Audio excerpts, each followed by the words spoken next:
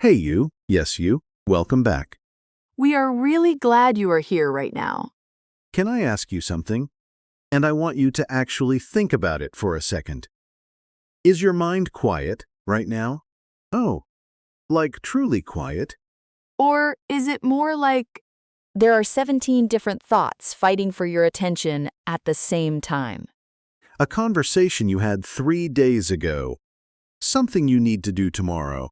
A worry about something that probably will never happen. A memory from 5 years ago that just showed up. Uninvited, like a guest who never knocks. Exactly. If that is your brain right now, this episode is for you. we are talking about that feeling? You know the one. When your mind just will not stop racing. When you lie down to rest and instead of peace, your brain goes full speed. I know that feeling so well, too well, honestly. Tonight, we are going to sit with that feeling together. We are going to name it, understand it, and give you some real English words and phrases to describe it. Because sometimes just having the right words for a feeling, Makes that feeling a little lighter.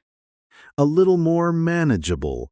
So make yourself comfortable. Get a warm drink if you have one. You are safe here. This is your cozy corner of the internet, and we are really happy you found us. and hey, if this kind of quiet, honest conversation helps you, if this feels like a place where you can breathe a little easier, Please subscribe. Hit that button. It genuinely helps us keep making this space for you and for everyone out there who needs it. it takes 2 seconds, and it means the world to us. Okay, now let us talk about your brain. Oh, why does it do this? Why does the human brain decide that 2 a.m. is the perfect time to replay every awkward thing you have ever said? The timing is genuinely terrible. Right? You are exhausted. Your body wants to sleep. And your brain is like, no, wait. Remember that thing you said in a meeting in 2019? Oh, I have been there many times. We have all been there. And the thing is, it is not because you are broken. It is not because something is wrong with you. It is actually because your brain cares. It is trying to protect you.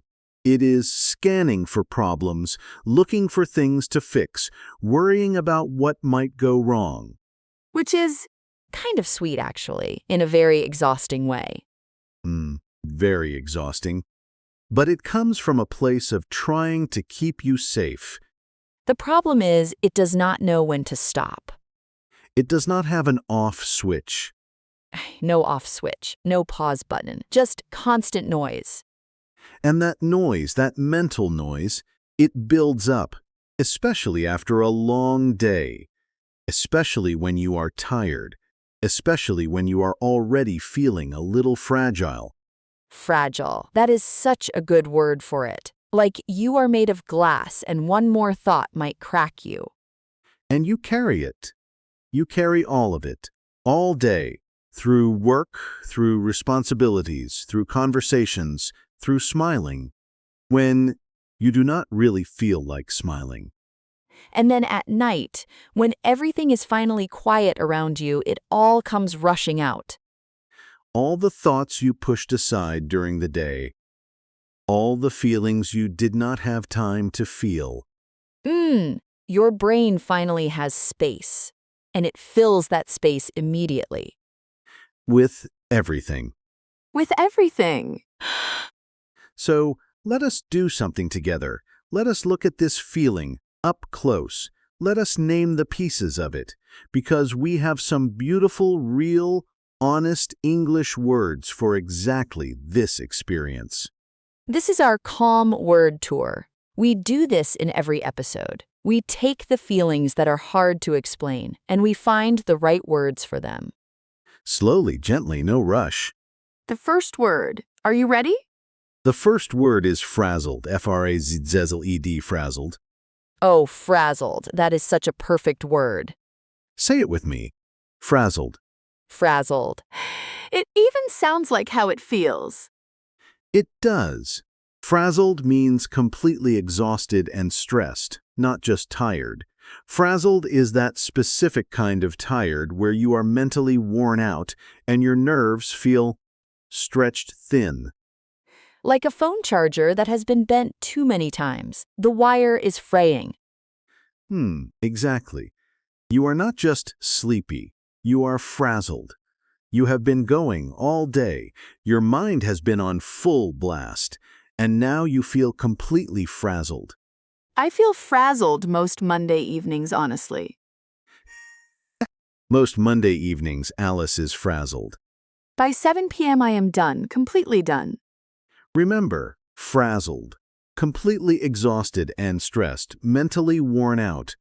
Frazzled. Good, next word. The next one is mental clutter. 2 words, mental clutter. Oh, I love this one. Mental clutter. Mental clutter is all the random thoughts, worries, to-do lists, memories, and feelings that pile up inside your head. It is the mental version of a messy room. You know when your desk is covered in papers and you cannot focus. Your brain does the same thing. Exactly. Mental clutter. When your head is full of stuff that has nowhere to go. Unfinished thoughts, half-formed worries, things you meant to do, things you said, things you wish you had said. It just accumulates. It accumulates. Great word, Alice. It builds up slowly without you noticing until suddenly it is just everywhere. And then you cannot think clearly. Because there is too much mental clutter in the way. Mental clutter. Remember that one. Next. The next phrase is to spiral. To spiral, S-P-I-R-A-L. Oh, this one is very real. To spiral means when one thought leads to another, and another, and another, and they get darker and more anxious as they go. Like a staircase going down. You start with one small worry, like, Did I send that email correctly? And then, what if I made a mistake? And then, what if my boss is angry? And then, what if I lose my job? And then, what if I cannot pay my rent? And you started with an email. One email, and now your life is falling apart in your head. That is spiraling. When your thoughts spiral, they go from small to catastrophic very quickly. And once you start spiraling, it is so hard to stop. So hard, but just knowing the word, just being able to say, wait, I am spiraling right now, that can actually help you interrupt it. it gives you a little distance from the thought. It does. You become the observer, not just the person stuck inside it. To spiral. When thoughts go from one to another, getting darker, harder to stop. Good. Next word, overwhelmed. Overwhelmed. We all know this one. Overwhelmed means you have too much to deal with, too much to feel, and it is more than you can handle right now. You feel like you are drowning, not in water, in tasks, in emotions, in responsibilities. In life. In life, overwhelmed is when the weight of everything is just too much. And what I find really interesting is that you can be overwhelmed by good things too, not just bad things, a new job opportunity, a big change. Even something exciting can make you feel overwhelmed. Yes, because overwhelmed is really about volume. It is about too much, whatever that too much is. Overwhelmed. Too much. Cannot handle it all right now. Next phrase, bottle up. To bottle up your feelings, B-O-T-T-L-E. Oh, this one is really important. To bottle up means to keep your emotions hidden inside. Not to express them, to push them down and pretend they are not there. Like putting your feelings in a bottle, sealing it tight, and putting it on a shelf. Exactly. You bottle up your sadness. You bottle up your frustration. You bottle up your fear. You keep it all inside, and you carry on like nothing is wrong. And then the bottle gets full. The bottle gets full, and when a bottle is too full, It overflows or it breaks. it overflows. Or it breaks. And that is often why people have emotional breakdowns, not because of one big thing, but because they have been bottling up 100 small things for a long time. I do this. I absolutely do this. Someone asks me how I am, and I say fine, even when I am very much not fine. We almost all do it. It feels safer sometimes, less vulnerable, less messy. But the feelings do not go away just because you bottle them up. They wait patiently. Patiently. That is a scary thought. To bottle up, to hide your feelings inside, instead of expressing them. Okay, more. Racing thoughts. We mentioned this in the title, but let us really define it properly. Yes. Racing thoughts. Racing thoughts are thoughts that come very fast, one after another, often at unwanted times, often at night. Your mind is running, but your body cannot move. Your thoughts are racing, but you cannot catch them or stop them. It is like being at a starting line, and the race has already begun, but you did not choose to run. Your thoughts just took off without asking you. And they are fast, and they go everywhere. And you are just holding on. Racing thoughts, fast, uncontrolled thoughts that keep coming, often at night. Say it slowly, racing thoughts. Racing thoughts. Good. And the last one for today, and this one is my personal favorite. Oh, To be in your head, to be in your own head.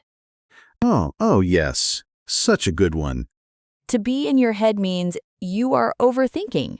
You are too focused on your own thoughts and worries instead of being present in the real world around you. It is like you are having a whole separate conversation inside your mind while real life is happening outside. Yes. People might be talking to you. You might be nodding, but inside you are completely elsewhere. You are in your head. You are in your own world, inside your own thoughts, and it can be very hard to get out of there. Sometimes someone has to tap you on the shoulder and say, "Hey, come back." Is anyone else doing that right now? Just me? Definitely not just you. To be in your head, to overthink and lose connection with the present moment. Okay, so we have our words. Let us bring them to life. Let us use them in a real conversation. Right. So imagine it is a Tuesday evening. You just got home from a long day. You are sitting on your couch. And I am going to play the role of someone who is very much in their head right now.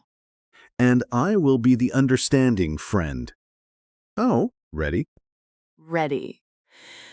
David, I do not know. I just feel so frazzled today, like completely frazzled. I could not focus at work. I kept making small mistakes, and then I started spiraling about the mistakes. And then I got overwhelmed just thinking about everything I still have to do this week. And I did not tell anyone because I just bottled it all up all day. And now I am home, and my mind is still racing. I feel like I cannot turn it off. I hear you. That sounds like such a heavy day. It was. And you have been carrying all of that, alone, all day. All day smiling, saying, "I am fine." Can I say something? Please. The fact that your brain is full right now, the racing thoughts, the mental clutter, the overwhelmed feeling, it is not a sign that you are weak. Oh, it is not? It is a sign that you have been strong for too long without a break. Your brain is full because you gave too much today, and now it is asking you, finally, to slow down. I never thought about it that way. You do not need to fix everything tonight. You do not need to empty your brain before you sleep. You just need to notice. Notice the racing thoughts, notice the mental clutter, and say, okay, I see you, I hear you. We can deal with this tomorrow. Okay, I see you. I hear you. We can deal with this tomorrow.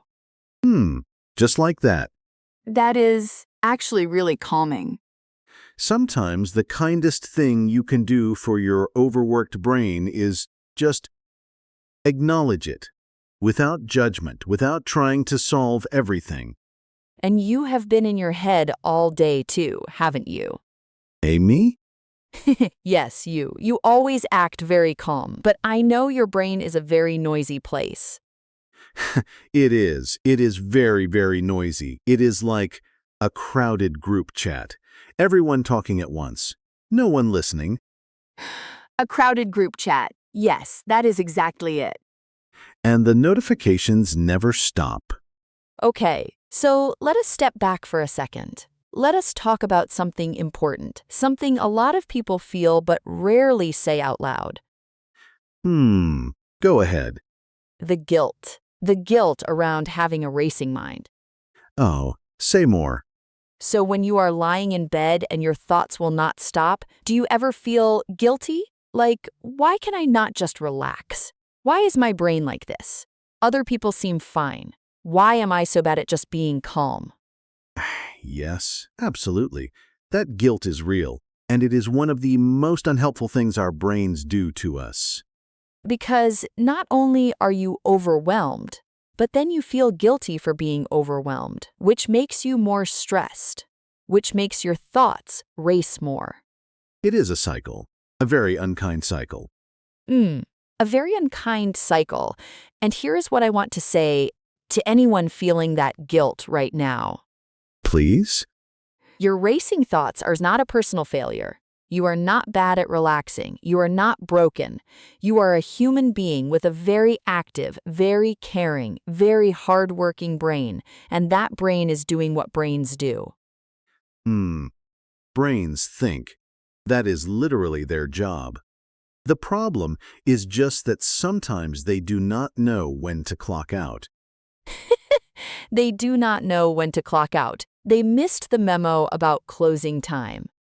And we have to gently remind them, not with force, not with frustration, but with kindness. With the same kindness you would give a friend. If your friend came to you and said, I cannot stop overthinking, I feel frazzled, I am overwhelmed, I have been bottling everything up, and now I cannot sleep because my mind is racing. You would not say, "What is wrong with you? Get it together." Never. You would say, sit down, I am here, tell me about it. And I will listen without judgment. Without judgment. So, can we give ourselves that same thing? That is the question, right? That is the question. It is harder to be kind to yourself than to be kind to others. I think most of us know that. So much harder, because we know all our own flaws. We see every mistake. We replay every moment we wish we had handled differently. Your brain is a highlight reel of your worst moments at 2 a.m. Yee? Why is it always 2 a.m.? I genuinely do not know, but I suspect it is a universal experience. I think so too. I think right now, somewhere in the world, someone is lying in bed, staring at the ceiling, replaying something from years ago. And feeling very alone with it. And feeling very alone with it. Which is why we make this. So that you know, you are not alone. Whatever is running through your mind tonight, you are not the only one. The racing thoughts, the mental clutter, the spiraling, the bottled up feelings. The frazzled, overwhelmed, in-your-head feeling. All of it. Normal, human shared. Okay, we want to do something with you now. A moment just for you. This is your practice moment, your moment to breathe and speak. We are going to say a phrase, and we want you to say it out loud with us, even softly, even in a whisper, even just in your mind. It does not matter where you are. On a bus, in bed, doing the dishes. You can do this. Ready? Take a breath first, really. Just one slow breath. Just like that. And now say this with us. My thoughts are busy right now, and that is okay. My thoughts are busy right now, and that is okay. One more time, slowly. My thoughts are busy right now, and that is okay. Good. Really good. How did that feel? Just a small thing. But small things matter. Small things matter so much. You know, I want to share something personal. Oh, tell me. A few months ago, I was going through a period of really intense racing thoughts. Like every night, I would lie down, and it would start conversations I needed to have, things I was worried about, the future, the past, everything. I remember you seemed a bit elsewhere during that time. I was very much in my head, and one thing that actually helped me was something really small. Before I went to sleep, I would take a piece of paper and I would just write down everything in my head. Not to solve it, not to organize it, just to get it out of my brain and onto the paper. Like a mental unload. Exactly. A mental unload, like emptying a bag. You did not sort the bag, you just took everything out and put it somewhere. And then your brain knew it was written down. It did not have to keep holding on. It could let go. Just a little. Just enough. I do something similar. When my thoughts are really racing, I actually talk out loud to myself. Oh, really? I know that sounds a little strange. No, it does not. I just say out loud whatever I am thinking, because something about hearing my own voice makes the thoughts feel more real and more manageable at the same time. It externalizes them. Yes, they are inside and invisible and they feel huge, but when you say them out loud, they become real and somehow smaller. I think that is actually what good conversation does too. That is why talking to a friend helps. Or journaling. Or, honestly, even this. Even listening to a podcast. Even listening to a podcast. You are not alone in these thoughts. You are hearing them named. You are hearing other people say, yes, I feel this too. And that changes things. It does. It really does. I want to go back to one word from earlier because I think it deserves a little more space to bottle up. Yes. I think so many of us do this, and we do not even notice we are doing it. Someone asks how we are, and we say, fine, good, not too bad, and we move on. Because saying the truth feels like too much. Too heavy. Too inconvenient for the other person. Or we worry they will not understand, or they will judge us. Or they have their own problems. And we do not want to add to that. So we bottle up and we carry it. And we keep carrying it for days, for weeks, for months sometimes. Until our shoulders hurt, literally. Have you ever noticed that? Oh, the physical weight? When I have been bottling up stress for a long time, my shoulders are always tight. My jaw is tense. My chest feels heavy. Oh, yes. The body carries what the mind is holding. It is like your emotions live in your muscles. They do. There is actually real science behind that. But even without the science, I think most of us have felt it. You know it when you feel it.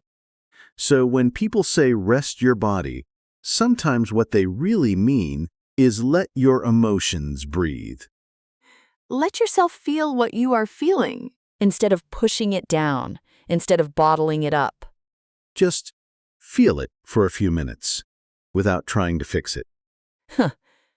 I know that is easier said than done. Much easier said than done. Feeling your feelings is actually hard work, especially when you have been avoiding them. Because when you finally let yourself feel them, they feel big They feel enormous. and scary. And scary. But here is what I know. Emotions are like waves. If you let them come, they will also go. If you resist them, they stay. They stay, and they get louder. But if you let the wave come, it crashes, it moves through you, and then It passes. it passes. Not forever. Waves come back, but each one passes. And you can handle it, one wave at a time. One wave at a time. Okay, I want to check in with the listener again because we have been talking for a while and I want to make sure you are still here with us. Oh, are you still with us? How are you feeling right now? Compared to when you first pressed play. Maybe you feel a little less alone. Maybe you recognized yourself in something we said. Maybe you are still very much in your head, and that is fine too. We are not going to fix everything in one podcast episode, We would not even try. but we hope something shifted even just a little. Even just finding the right word for a feeling you have been carrying, that matters. Frazzled, mental clutter, spiral, overwhelmed, bottle up, racing thoughts in your head.